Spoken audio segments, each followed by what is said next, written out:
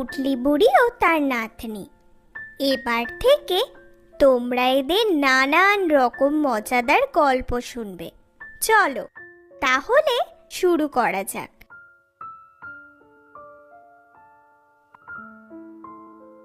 একি ঠাম্মা, ঘুরতে ঘুরতে আমরা কোথায় চলে এলাম? তুমি তো বলেছিলে আমাকে রঙিন ঘর নিয়ে আসবে, কিন্তু এটা রঙিন ঘরই মনে হচ্ছে। কিন্তু এ রাতে সমস্ত রং গেল কোথায়? চারিদিক সব ফ্যাকাশে। হ্যাঁ ঠাম্মা, তাই তো। দেখো, প্রজাপতিগুলোর রঙও সাদা। চল তো নাতনি, গিয়ে দেখি। পুটলি বুড়ি ও তার নাতনি হাঁটতে লাগলো।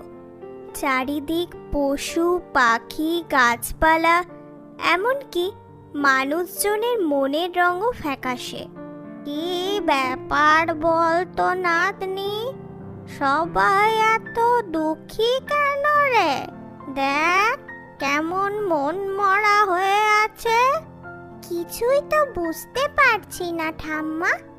ওই দেখো ঠাম্মা, একজন এদিক পানেই আসছে, ওকে জিজ্ঞাসা করো না। ঠিক বলেছিস নাতনি। ও মেয়ে, শুনছো?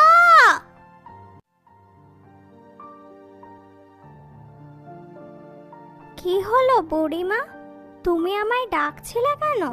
বললি এ রাজ্যের এমন অবস্থা হলো কি করে গো? তোমরা বুঝি নতুন এসেছো এখানে? না গো, এর আগেও তো আমি এ রাজ্যে এসেছি, কিন্তু তখন তো এমনটি ছিল না। কি সুন্দর রঙে চারিদিক ঝলমল করত, মনে হতো যেন রংগুলো হাসছে। হ্যাঁ, তুমি ঠিকই বলেছ, সুন্দর রঙের জন্যই তো বিখ্যাত ছিল এই রঙিন গড়। কিন্তু একটা ঘটনা সব কিছু তছনছ করে দেয়। শুনবে তোমরা সেই ঘটনা? হ্যাঁ শুনবো, বলো আমাদের। জানো, 3 বছর আগে পর্যন্ত এই রঙিন গড় খুব হাসি খুশি রাজ্য ছিল। চারিদিক রং যেন উপচে পড়ছে। গাছে গাছে পাখি, ছোট বাচ্চাদের চিৎকার, বড়দের আনন্দের সাথে কাজ, সব মিলিয়ে বেশ ভালোই দিন কাটছিল। রঙিন গড়ের রাজা খুবই ভালো মানুষ, তিনি প্রজাদের খুবই ভালোবাসেন। মন্ত্রী মশাই, প্রজাদের যাতে কোনো অসুবিধা না হয় সেদিকটা একটু নজর রাখবেন। যথাজ্ঞা মহারাজ। কিছুদিন পর রাজবাড়িতে যেন চাঁদের হাট বসে গেল, কারণ মহারানীর কোল আলো করে জন্ম নিল এক ফুটফুটে কন্যা। মন্ত্রী মশাই, চারিদিক রঙের আলোয় ভরিয়ে দিন, সবাইকে মিষ্টি মুখ করতে বলুন। ঠিক আছে মহারাজ। রাজকন্যার রং খুব ভালো লাগতো বলে মহারাজ মহারানী তার নাম দিলেন রঙ্গিনী। কিন্তু রাজকন্যা যখন একটু বড় হলো, তখনই ঘটে গেল সেই ঘটনা। রঙিন রাজ্যের ওপর নজর পড়ল এক ভয়ঙ্কর রাক্ষসী নখান্তির।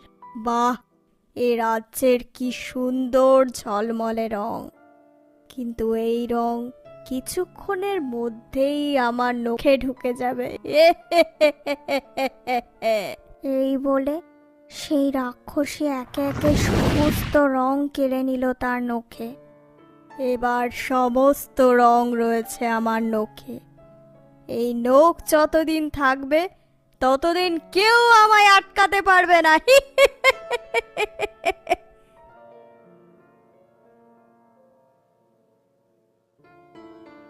চারিদিক রংহীন দেখে ছোট্ট রাজকন্যা সেই যে মনমরা হয়ে পড়ল। এখনো সে চুপচাপ, তার মুখে কোনো হাসি নেই, আর সেই কারণে রাজ্যবাসীর মুখেও কোনো হাসি নেই। তাহলে এসব ঠিক করার কি কোনো পথ নেই? হ্যাঁ আছে। শুনেছি রাক্ষসী নখান্তির সমস্ত শক্তি ও তার রক্ষা কবচ ওই নখের মধ্যে। কোনোভাবে সেই নখ শুভ মায়া শক্তির দ্বারা কাটতে পারলেই সমস্ত কিছু ঠিক হয়ে যাবে ও সেই রাক্ষসী মারা যাবে। এবার আমি যাই, অনেক দেরি হয়ে গিয়েছে। তোমরাও এবার তাড়াতাড়ি চলে যাও, না হলে ওই রাক্ষসী তোমার নাতনিরও রং নিয়ে নেবে। এই বলে মহিলাটি চলে গেল। ঠাম্মা, তাহলে এখন কি করবে? কিছু তো একটা করতেই হবে নাতনি, যে করেই হোক ওই নখান্তি রাক্ষসীকে জব্দ করে এই রাজ্যকে চল তো নাতনি। একবার রাজবাড়িতে গিয়ে দেখি তো রাজকন্যা এখন কি করছে। এই বলে পুটলি বুড়ি ও তার নাতনি রওনা দিল রাজবাড়ির উদ্দেশ্যে। ওদিকে রাজবাড়ির উদ্যানে চুপচাপ বসেছিল রাজকন্যা।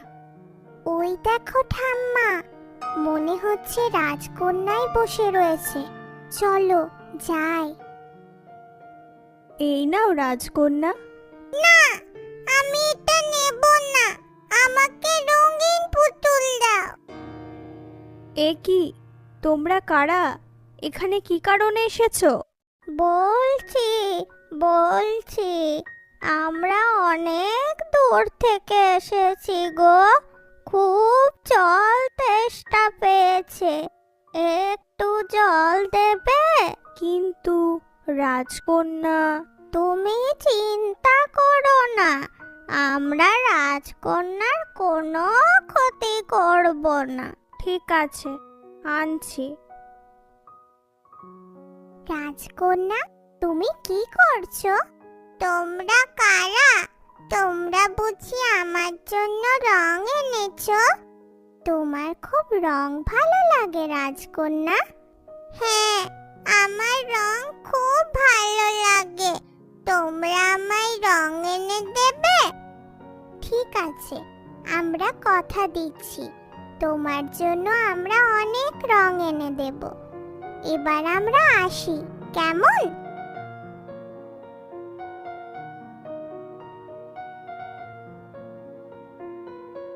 এ কি রাজকন্যা, কোথায় গেল ওরা?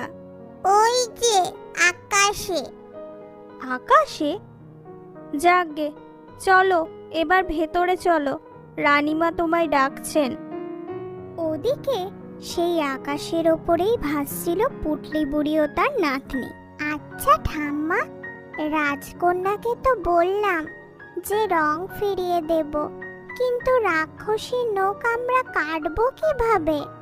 চল, গেলেই দেখতে পাবি।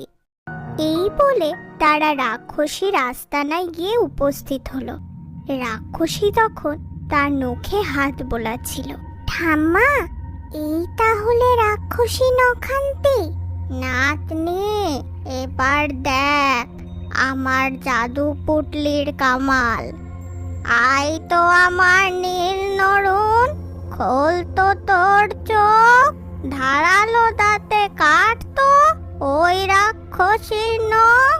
সঙ্গে সঙ্গে পুটলি বুড়ির পুটলি থেকে একটা নীল রঙের নরুন বেরিয়ে এসে রাক্ষসীর হাতের নখগুলো কুচ কুচ করে কাটতে লাগলো। আমি যা সহ্য করতে পারছি না, তোরা এসব করলি? ও, আমাকে মেরে রঙিন করে রং ফিরিয়ে আনতে চাইছিস?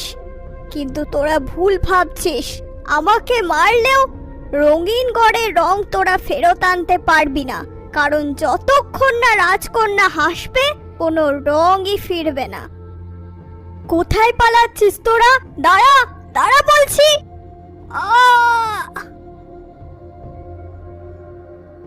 ঠাম্মা, রাক্ষসী তো মারা গেল, কিন্তু রাজকন্যাকে হাসাবো কেমন করে?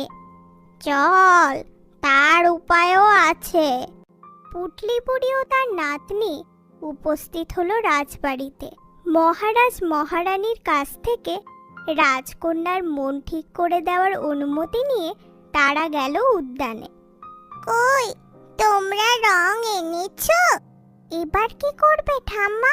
আমাদের কাছে তো কোনো রঙই নেই। দাঁড়া, এসো তো আমার সাত পরি। পুটলি বুড়ির একথা বলাতেই তার পুটলি থেকে রামধনুর 7টা রং হয়ে বেরোলো 7 পরি।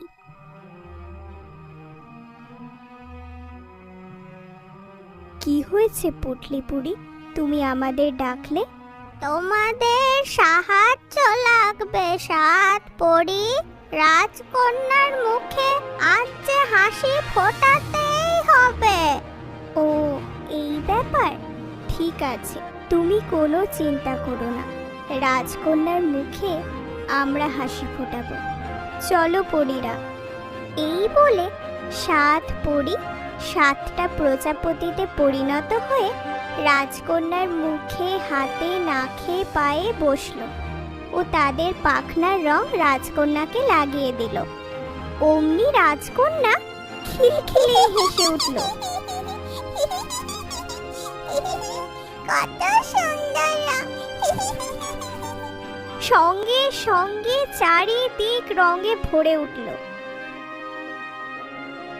এইভাবেই পুটলি বুড়ি ও তার নাতনি রাজকন্যার মনে রঙের হাসি এনে দিয়ে তাদের নিজের জায়গায় ফিরে গেল।